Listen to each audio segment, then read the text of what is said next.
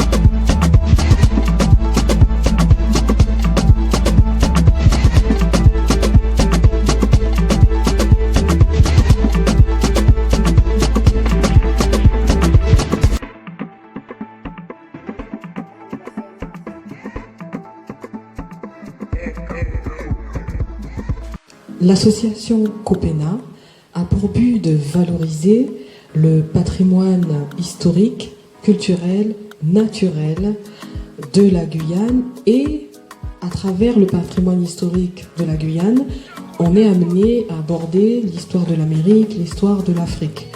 Et aujourd'hui, on va faire le lien avec l'histoire de l'Afrique en mettant à l'honneur et en développant l'histoire d'un personnage guyanais, donc des années 20, qui, partant de la Guyane, a été affecté au Cameroun et témoin des grandes injustices qui avaient lieu à cette époque, avec notamment le code de l'indigénat, qui n'était ni plus ni moins qu'une forme nouvelle d'esclavage. Et bien, face à cette situation qu'il peut constater en Afrique, pratiquée par les autorités coloniales de l'époque, eh bien Vincent Ganty ne pourra pas accepter cette situation d'injustice, et c'est ainsi qu'il va œuvrer, donc aux côtés des Camerounais, il va œuvrer à l'émancipation du Cameroun. La similarité entre l'histoire de la Guyane et de l'Afrique, donc du Cameroun, est la fameuse doctrine de la découverte. Ce véritable racisme politique mène les Européens à une certaine course à la conquête, c'est-à-dire l'accaparement de territoires lointains. Avec la caution de l'Église catholique, cela donne naissance à la notion de terra nullius, c'est-à-dire la prise de possession de territoires lointains, même habités. Cela aura des conséquences terribles sur la vie de plusieurs dizaines de millions d'Amérindiens et d'Africains. En réalité, l'Amérique et l'Afrique sont peuplées de grands royaumes et de grandes civilisations, souvent très en avance sur l'Europe. Malheureusement, à l'école, ces connaissances ne sont pas du tout abordées. Bien au contraire, l'histoire nous est toujours présentée sous le prisme européen. L'histoire du Cameroun remonte à plus de 30 000 ans. Il y avait en fait plusieurs royaumes. Bamileke, Bamoun, Biafara, Kotoko, etc. Les Européens commencent à envahir le pays et ce sont les Portugais qui donnent le nom Rio de Camaraos, c'est-à-dire rivière des crevettes, et qui donnera donc le nom de Cameroun. Il y a toujours eu résistance chez les Africains comme chez les Amérindiens, mais les Européens, usant de violence ou encore de ruse, ont finalement réussi à s'accaparer de certains territoires et de certaines richesses. À partir de 1884, les Allemands attaquent les royaumes du Cameroun. Les Camerounais résistent mais ne disposent pas d'armes lourdes. Le grand roi Njoya du pays Bamoun se voit contraint de négocier avec l'envahisseur allemand. Il arrête la guerre mais demande une grande autonomie. Le roi Njoya organise son royaume, il crée sa religion, il édite des livres d'histoire, de lois et de traditions et il crée sa propre écriture. C'est une écriture originale et 100% africaine qui vient contredire les préjugés racistes des Européens. À partir de 1924, les Français envahissent le Cameroun. Ils vont détruire les écoles et interdire l'écriture du roi Njoya. Ils vont également destituer ce roi. Alors l'histoire de l'Amérique et bien entendu celle de la Guyane sont totalement similaires à celle du Cameroun et donc de l'Afrique. La Guyane présente une histoire amérindienne de plus de 5000 ans et plus de 25 peuples. À partir du XVIe siècle, les Anglais, les Hollandais, les Français, les Portugais se succèdent pour tenter de s'accaparer de la Guyane. Les Européens se partagent donc le plateau des Guyanes, au détriment des peuples amérindiens présents. L'esclavage des Amérindiens et des Africains est mis en œuvre dans le cadre d'un système de production capitaliste. L'Europe sort du Moyen-Âge et s'enrichit. Mais il se trouve que les révoltes et les résistances continuelles des personnes réduites à l'esclavage pousseront les pays européens à décréter les abolitions à l'esclavage. Les Européens abolissent l'esclavage en Amérique, déplacent l'exploitation et la prédation en Afrique. Le Code de l'indigénat reproduit un système similaire à l'esclavage. En 1885, les Européens se partagent l'Afrique, ce qui est l'expression d'un véritable racisme politique. Novembre 1884, Palais du Chancelier à Bismarck. Une conférence internationale est organisée sous le nom de Conférence de Berlin. Aujourd'hui, cette conférence est oubliée. Elle a pourtant scellé le destin de l'Afrique pour les siècles à venir. Son objectif était de se mettre d'accord entre occidentaux sur des règles d'occupation du continent. Deux conceptions s'opposent. D'un côté, Bismarck entend garantir la liberté de navigation et de commerce dans toute la zone. De l'autre, le Portugal, soutenu par le président du Conseil français Jules Ferry, conçoit les colonies comme un monopole commercial détenu. Alors Vincent Ganty est un Guyanais qui est né en novembre 1881 et en 1922, il sera affecté à la douane au Cameroun. C'est un défenseur de la liberté du peuple africain face à la maltraitance qu'il subit dans le cadre de la colonisation. Alors le seul texte disponible sur Vincent Ganty sur Internet en fait un portrait très négatif. Alors ce portrait a été fait par Adalbert Orona dans un contexte colonial de manipulation.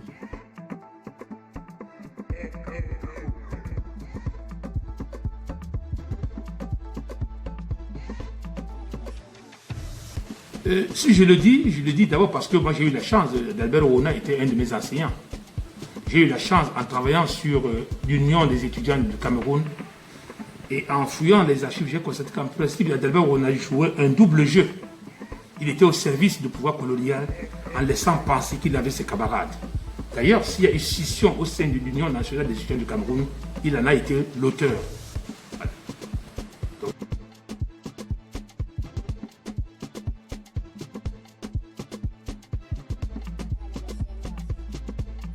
Donc, selon Simon Ken, Adalbert Orona était chargé d'espionner ses camarades pour le compte de l'État français.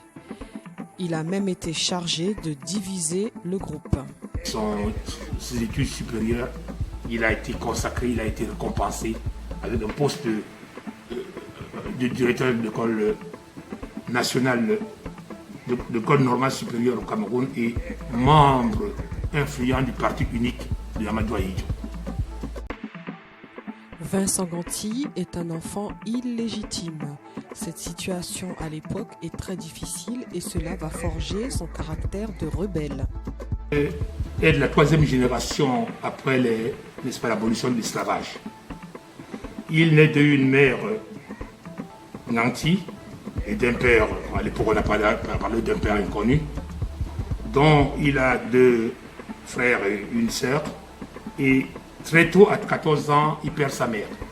dont on doit les partager dans la famille, dans un univers effectivement très difficile de forcené.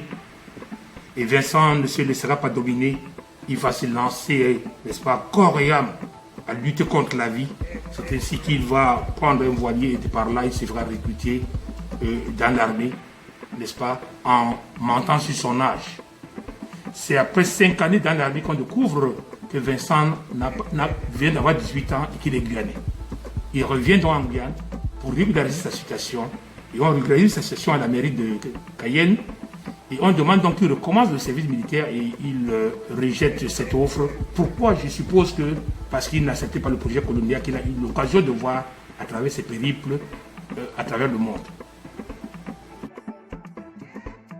Par la suite, après avoir refusé de réintégrer l'armée et après avoir rejeté le projet colonial, Vincent sera donc recruté comme auxiliaire de douane et affecté à Saint-Laurent de Maroni. Quelques années plus tard, il y aura une promotion de proposé de douane, mais dans son indocilité humaniste, il y aura trop de divergences avec l'administration des douanes et une complicité avec le gouverneur de Cayenne fera que Vincent sera renvoyé de son travail et ce dernier fera un recours à la justice, il aura raison et sera réintégré, n'est-ce pas, un peu plus tard.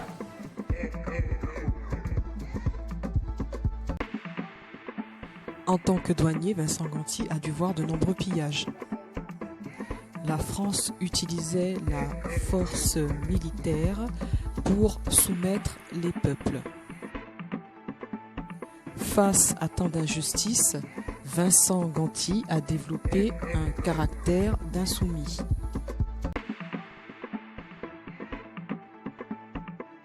Alors, lorsqu'il sera engagé dans l'armée, Vincent Ganty va participer à plusieurs campagnes coloniales dites de pacification. En réalité, il s'agit de guerre, de prédation de territoire.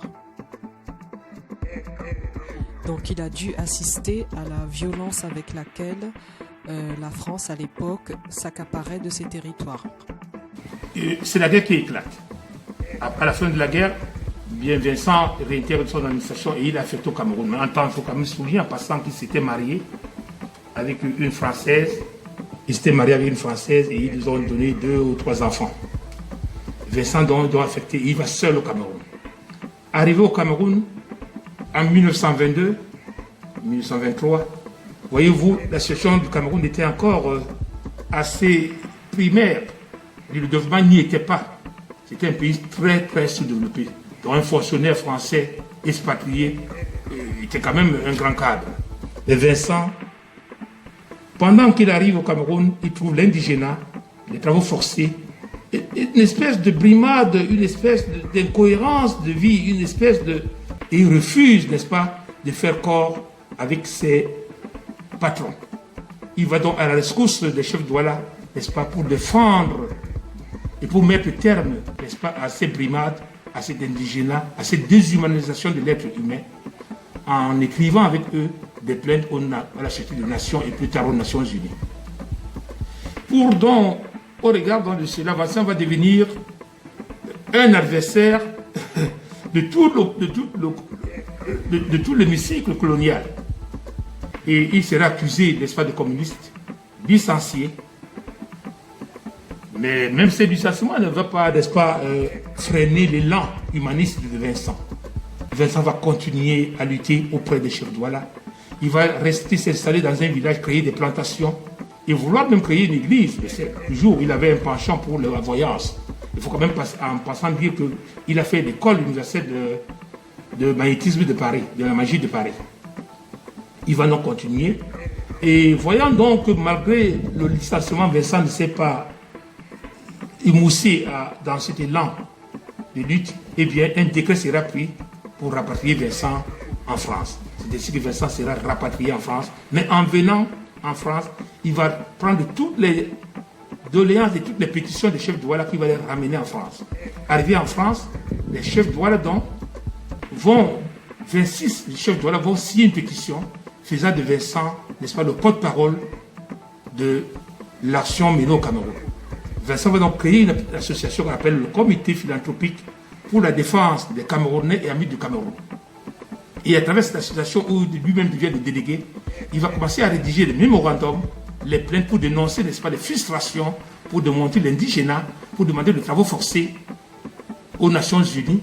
Et à travers ces, n'est-ce pas, ces pétitions, une première mission des Nations Unies sera commise pour aller au Cameroun vérifier les choses et les autorités françaises, n'est-ce pas, seront appelées à s'expliquer face à toutes ces exactions qu'ils commettaient au Cameroun. Les peuples travaillent pour la colonie, ce qui fait des milliers de morts ainsi que la conscription obligatoire. Le Code de l'indigénat met en place un système de travaux forcés et prévoit la saisie des terres et biens décolonisés. Les peuples sont contraints d'abandonner leur agriculture, leurs relations commerciales, leur vie pour produire pour la colonie.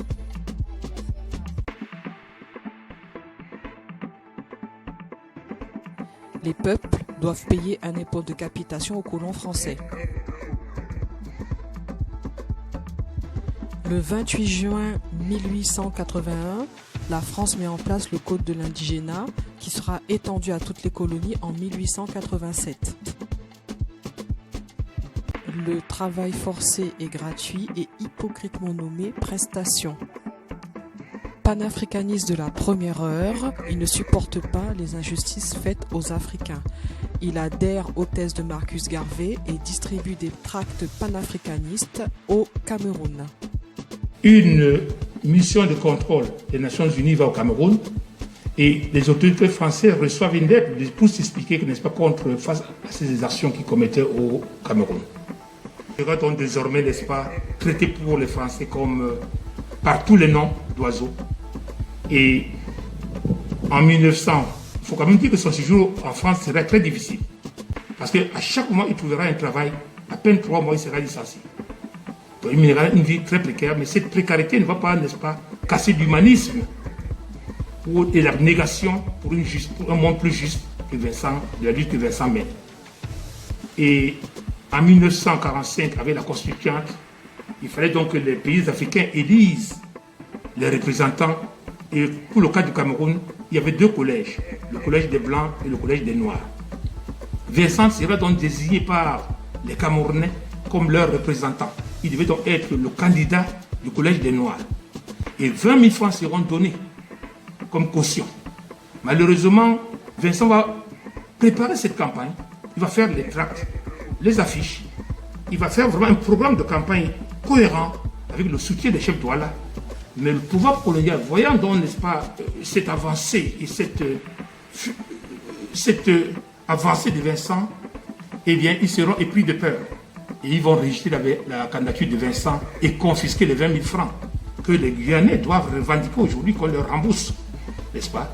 Et que les Camerounais doivent revendiquer aujourd'hui qu'on leur rembourse parce que ces 20 000 francs ont été confisqués, n'est-ce pas, sans fondement. Que Vincent ne soit pas candidat, il va de soi, mais ces 20 000 francs doivent être remboursés. Et à la suite de cette élection, les chefs de Douala vont vouloir lancer le boycott de cette élection, mais pour contrôler ce boycott, ils vont prendre donc un arrière-petit-fils du grand chef de Douala qu'on appelle celui qui a lutté contre les Allemands, Douala Magabel, à la place, qu'on va le mettre à la place de Vincent, et les Camerounais auront donc 2 députés, lui pour le jour-là, dont j'ai rédigé un ouvrage.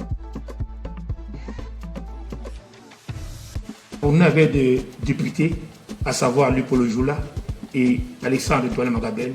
Vincent a donc demandé à ces derniers de continuer la lutte qu'il menait. Et à 66 ans, il va donc décider de rentrer dans sa Guyane natale. Arrivé en Guyane, certes que le pays était déjà un département français, mais il va trouver sous-développement dans le cadre du développement économique. Il va livrer des combats énormes en écrivant au préfet de développer la Guyane sur le plan de l'électrification, de goudronner les routes, de suivre, de bien traiter les handicapés. Les lettres sont là pour le prouver. Et dans cet élan, toujours en Guyane, il va créer l'association, le comité philanthropique pour la défense des Guyanais et amis de la Guyane, qu'il va transformer plus tard en parti républicain guyanais, un parti indépendantiste. Il est vrai que nous avons cherché, n'est-ce pas, aussi bien à la préfecture que dans les autres archives, pour trouver, n'est-ce pas, les statuts de cette association, et la constitution du bureau, mais nous sommes très étonnés de savoir que les archives se perdent en France en moins de 50 ans.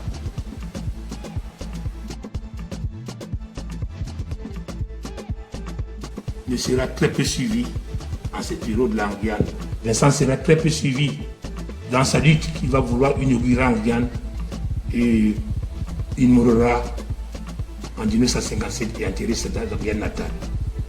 Et je suis content aujourd'hui que Vincent soit réhabilité parce que c'était un humaniste, c'était un anticolonialiste, c'était un indocile. Autrement dit, Vincent est une figure de référence qui doit servir pour les jeunes Guyanais. Une figure de référence opérationnelle pour les jeunes Guyanais. Parce qu'il ne fait pas partie de la nomenclature. Vincent, c'est toi, c'est moi, le simple citoyen. Mais qu'il sait dire non face à l'injustice. Qu'il sait, n'est-ce pas, lutter contre cette injustice et qu'il sait mettre la valeur de l'homme au-dessus de tout. Pour me demander si la lutte de Vincent a payé. Oui, elle a payé. Puisqu'après Vincent, en 1848, un parti nationaliste est né, qu'on appelle l'Union des populations du Cameroun, dont les pères fondateurs, Ruben Oumiobe, Roland Félix Moumier, Wandi Ernest, ont suivi les pas de Vincent à travers, n'est-ce pas, la révocation de l'indépendance, à travers les pétitions aux Nations Unies, à travers, n'est-ce pas, le courage, l'abnégation, n'est-ce pas, de l'humanisme. Donc, Vincent reste un héros qui mérite sa place, aussi bien en Guyane qu'en Afrique et spécifiquement au Cameroun.